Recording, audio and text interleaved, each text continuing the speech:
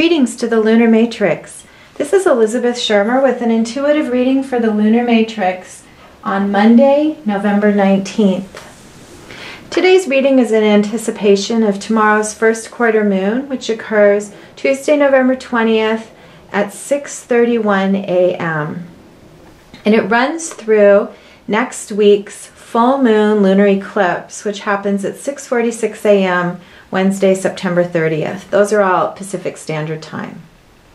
The first quarter moon, the week of the first quarter moon, always represents a really important and necessary time for making clear decisions and taking clear actions that put you in alignment with the manifesting potential that was released with the previous week's new moon. And the way this shows up is that this week there will, for each of you, for all of us, there will be some form of crisis or necessity of taking action or making decisions because circumstances in your life will be activated. Now, this doesn't necessarily mean a terrible crisis. It just means that it will be circumstances will make it clear that you need to make decisions and take actions. And what's really special about this week's first quarter moon is the astrological chart showing that there's an alignment of really special and unique manifesting potential this week. And the manifesting potential has to do with big picture, with our visions and our dreams of the future. And along with the expansion of our ability to connect with our visions for the future is the opportunity to release corresponding limiting beliefs or karmic patterns that hold us back from our ability to embrace that vision. And so it's a special week, and it corresponds, of course, in the United States with our Thanksgiving holiday. And because this is a natural time for us to gather and celebrate and share appreciation with our loved ones, family, and friends, the timing of our holiday corresponds with the highest potentials of this week. So I'm really eager to share the tarot reading with you, which, as always, is in such remarkable and synchronistic alignment with the lunar cycle and the astrology chart. I'm showing just the central card today to begin with because the Eon, or Judgment, as it's called in most decks, is the next to the last card of the major arcana and represents exactly the highest expression of this potential I'm talking about, which is our ability to envision the future from the big picture. The Eon represents clear sight and the person who's come to the place where they're able to hold past, present, and future in one holistic perspective. And this is the true art of the visionary, is to be able to see with clarity in all directions and hold that clarity of focus. And then along with this quality of the visionary, the Eon also holds the energies of the sage. So along with the seer is the sage, and the gift of the sage is the ability to release attachment to outcome. So the Eon today represents this capacity that we can hold in our awareness, that it's in the position of mind to hold. There's a capacity now, a unique gift of holding our true and highest vision of the future, and at the same time releasing fears or limitations or expectations of outcome, so that we can just be fully present to the highest potential of all that is. Beautiful card and beautiful auspices for the week. And then I'm going to show you now the cards that flank this, the Eon, because they show a very, to me, what was an unusual pattern. And that is that the Eon is flanked by swords. And the swords, of course, are the suit of mental awareness and the mind. And so I'll briefly address what each of these cards represents. To the right, the Three of Swords in the position of spirit is representing this. This card is called sorrow, and it represents a deep sorrow that's held in the mind, related very often to wounds that we've received in the past when our deepest, most essential needs haven't been met.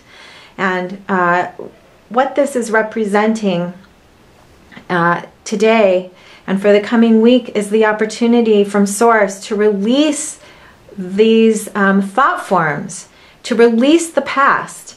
The Three of Swords always calls us to make a choice. Threes are often about choices and being in relationship with our circumstances. And the Three of Swords calls us to make decisions from our heart rather than our mind. That's often where the choice is, and so much of that will be true in the coming week. So when just feel eager for the activation of those fears, of perhaps when your needs haven't been met in the past, or when your desires haven't been met, or fears of expansion into the full vision of your dreams. And realize that those are held in the mind, and drop down into your heart and feel the truth and the depth and the beauty of your visions. The card all the way to the left in the position of body, the Princess of Swords, represents our ability now to access determination and will and courage in releasing these limiting thought forms. So your body will help you this week. You can access the determination to make a shift and move into your heart.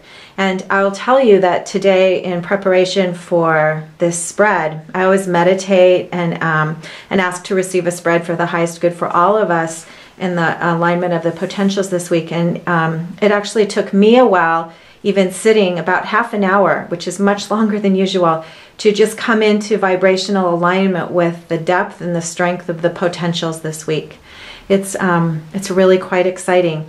And the potential will be reached when we gather in groups. That's what the chart shows. And so that's the perfect opportunity this week of gathering over the holidays with our family and friends and sharing our visions. That's the directive. So the spread today shows the potentials, and I was curious if the cards would speak to the actions. And so I drew a fourth card asking for how can we align these potentials? What is our action? And the fourth card is the card for art or temperance in most decks.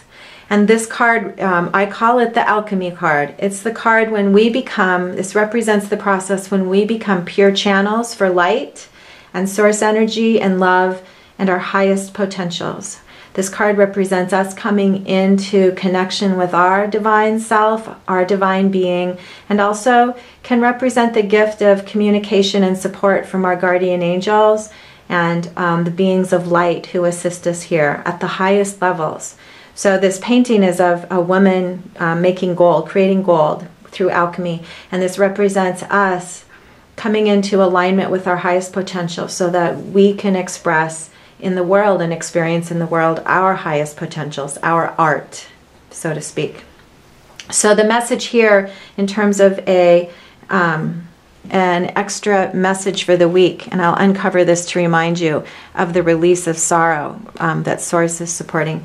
The message for us this week is to take our inspired actions, because we're called to take action this week to bring our dreams into form, to take actions that come from a place of alignment and inspiration. And if you can move into your heart, the energies are abundant and it won't be hard to access your own visions and your own dreams. The choices and actions you take this week are all about your vision and anchoring that confidence, that Princess of Swords determination and will that you have the power to change things. During this week, it's important to have faith in the inner work that you've been doing, especially over this dragon year, this intense year of new creation, and within the last month of what's come into form in your own inner security and inner trust.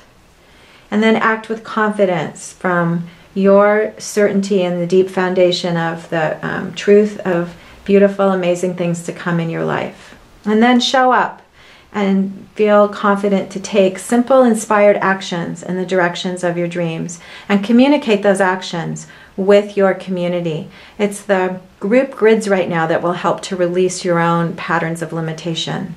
So celebrate your visions with your friends and family this week, and allow for the opening and the access of your own eon, your own inner visionary, your seer, your sage to show up and be present for inspiration for everyone.